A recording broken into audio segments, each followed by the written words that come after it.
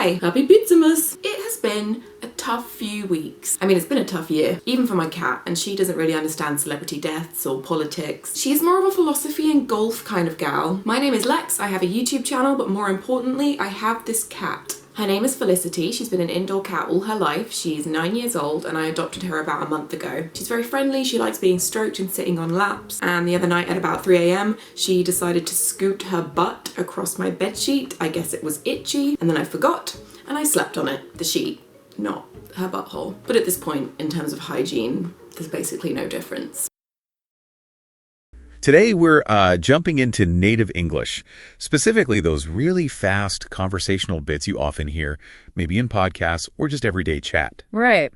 And our mission, so to speak, is to unpack one of those clips. We want to give you the tools to really get all the details, even when it's super quick. Yeah, exactly. We're using this fun, pretty casual audio clip. It's about a cat, actually. From a YouTuber named Lex, yeah, featuring Felicity the cat. So get ready, hopefully, for some aha moments about how people really talk. And what's great about this clip is, well, it throws you right in. It's pure, informal, kind of community-specific English. It really shows how much isn't just words, but, context and humor. Shared stuff. Absolutely. Okay, so let's dig in. The very first thing she says is Happy Pizzamas. Pizzamas, right. Now, if you haven't heard that, you're probably thinking, what is that? It sounds totally made up.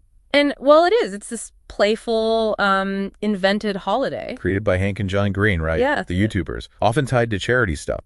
Exactly. And it immediately tells you something important about language. It's dynamic. Communities create their own little touchstones. It's not always in the dictionary. Not at all. Understanding these, fleeting references, that's key. It's about cultural listening, really. Yeah, totally. Okay, so next, Lex says, it's been a tough few weeks. It's been a tough year, even for my cat. Ah, yeah. You hear that little self-correction? From weeks to year. Right, kind of amps up the stress level she's conveying. But then the joke. The cat part. Yeah, the cat's having a tough year because, and she says this, Felicity doesn't really understand celebrity deaths or politics. Which is just perfect. It lands because of the contrast, right? So. Well, we all kind of know cats are, gloriously oblivious to human drama, politics, celebrity gossip. That's our stuff, not theirs. So the humor is putting the cat in that drama. Exactly. Yeah. Including the cat in the shared human suffering, even though it makes no sense. It plays on that absurdity. It really makes you think how much humor relies on stuff we all just kind of know without saying. A lot. It raises that question, doesn't it? How often do you understand the words, but maybe miss the cultural wink behind the joke? Good point.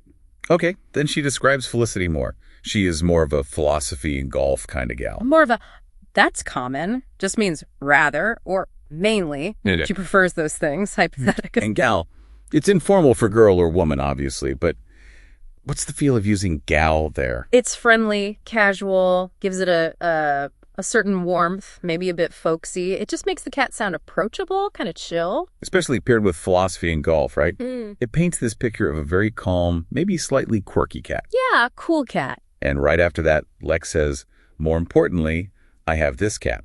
Classic bit of humor there. Yeah, totally playing at the pet owner thing. Like, my cat is more important than my entire YouTube channel. It shows huge affection, but playfully. Definitely. And she adds context, like Felicity's an indoor cat, lives inside. Suggests she's maybe gentle, protected, and that Lex adopted her, took her in.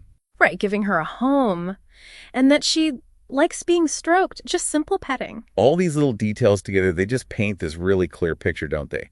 Pampered cat, loved cat. Yeah, it's efficient language. You get the character, the bond, really quickly. No fancy words needed. Okay, then we get maybe the most vivid image. She decided to scoot her butt across my bedsheet. Ah, the scoot, yes. So scoot is like slide or drag, right? Yeah. And it's a cat thing. Often means their rear end is itchy or something. It's funny, a little gross, but so relatable if you've had cats. And this sets up the final punchline. Lex clarifies. The sheet, not her butthole, which is, obvious. But then she immediately follows with, but at this point, in terms of hygiene, there's basically no difference. And that's just perfect dry humor. State the obvious, then exaggerate wildly. It's the deadpan delivery of that absurd thought. Playing on that slightly uncomfortable kind of gross reality. It's very funny because it's so unexpected and blunt. Great timing. So wrapping this up, what does this short clip show us? What's the takeaway for you listening? Well, we've just peeled back layers on a few seconds of casual chat. Humor, those cultural nods, common phrases, they're all packed in. It's really not just about knowing the dictionary definition of words. Not at all. It's about context, tone, shared understanding, that whole cultural fabric. So the bigger picture here is that really getting conversational English means engaging with all that stuff, the inside jokes, the unspoken cues. Exactly. So keep listening for those moments. The times you understand the words, technically, but you feel like you're maybe missing something, the joke, the reference. Because that's where the deep learning happens. That's where you go from just understanding sentences to truly understanding people. That's how you become genuinely well-informed.